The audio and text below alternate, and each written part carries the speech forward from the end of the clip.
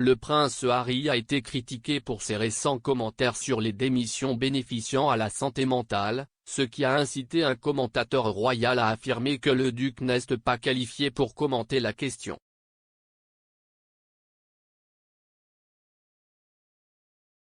Le duc de Sussex, 37 ans, a récemment participé à une séance de questions-réponses avec Fast Company, un magazine économique américain. Tout en discutant de son rôle de Chief Impact Officer avec la start-up californienne de santé mentale BetterUp, Harry a parlé d'un éveil de la santé mentale qui a vu de nombreuses personnes quitter leur emploi afin de donner la priorité à leur bonheur et à leur santé mentale.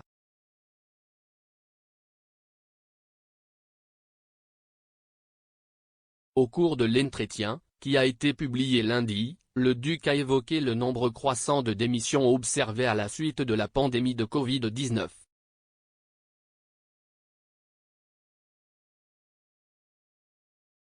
Le prince Harry a déclaré que des problèmes tels que l'augmentation de l'épuisement professionnel et les personnes souhaitant quitter leur emploi avaient été mis au premier plan au cours de cette période, mais se préparaient depuis un certain temps.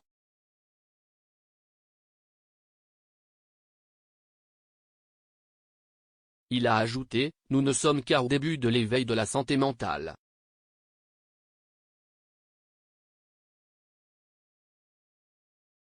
Ce travail, sur la santé mentale, n'a jamais été aussi important parce que les gens y prêtent enfin attention, et un élément important de cette mission consiste à sensibiliser et à continuer d'être le pionnier de la conversation. »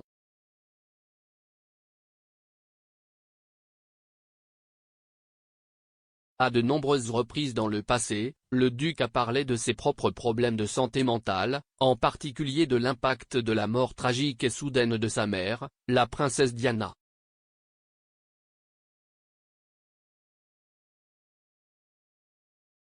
En 2017, dans le cadre d'une campagne de sensibilisation aux problèmes de santé mentale, Harry a déclaré « Un effet assez sérieux non seulement sur ma vie personnelle mais aussi sur mon travail. »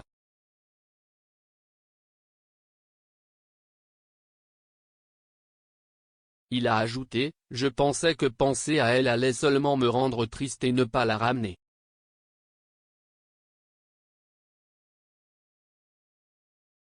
Donc, d'un point de vue émotionnel, je me disais, bien, ne laissez jamais vos émotions faire partie de quoi que ce soit.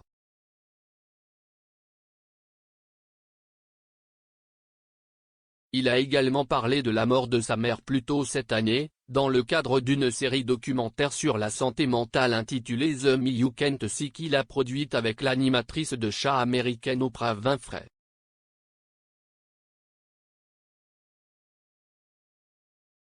Dans la série, il a déclaré qu'il n'avait pas traité la mort de sa mère parce qu'il se sentait tellement en colère contre ce qui s'était passé, un exploit qui l'a amené à demander l'aide d'un thérapeute.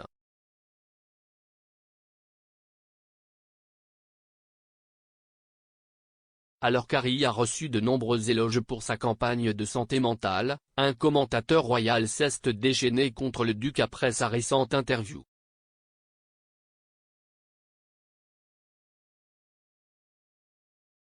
Le commentateur Jonathan Sacerdoti a affirmé que même si Harry avait déjà parlé de ses propres batailles en matière de santé mentale et avait demandé l'aide d'un professionnel de la santé mentale, cela ne le rendait pas qualifié pour amorcer la conversation sur le sujet.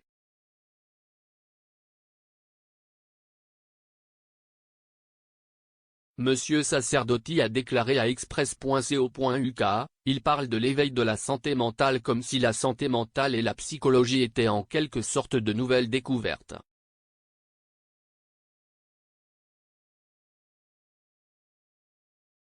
Il s'adapte peut-être personnellement à une nouvelle prise de conscience de la maladie mentale et essaie d'atteindre le bonheur, mais son discours sur le fait de vouloir pionnier de la conversation semble un peu plat.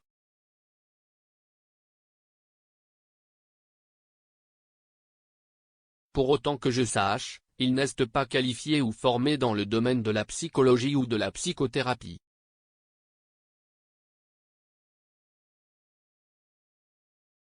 Monsieur Sacerdoti, qui contribue régulièrement à The Spectator, a ajouté, « Vous pourriez dire qu'être un patient ne fait pas d'un médecin un médecin efficace ou compétent.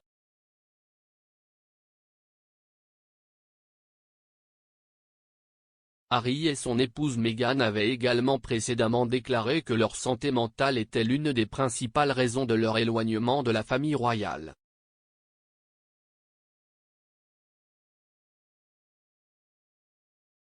Meghan a parlé de ses pensées suicidaires pendant son séjour dans la famille royale lors de l'entretien du couple avec Oprah Winfrey en mars.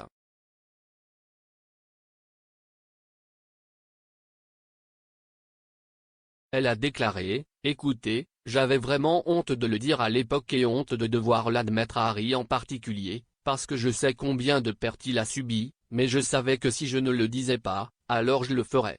Je ne voulais plus être en vie. »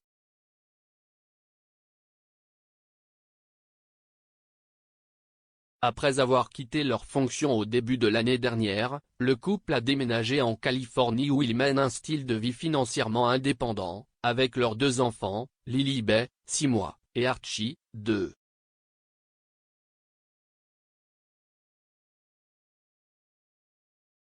Le couple a depuis signé des accords lucratifs avec les géants du streaming Netflix et Spotify, en plus de poursuivre ses efforts philanthropiques via la branche caritative de leur fondation Archewell.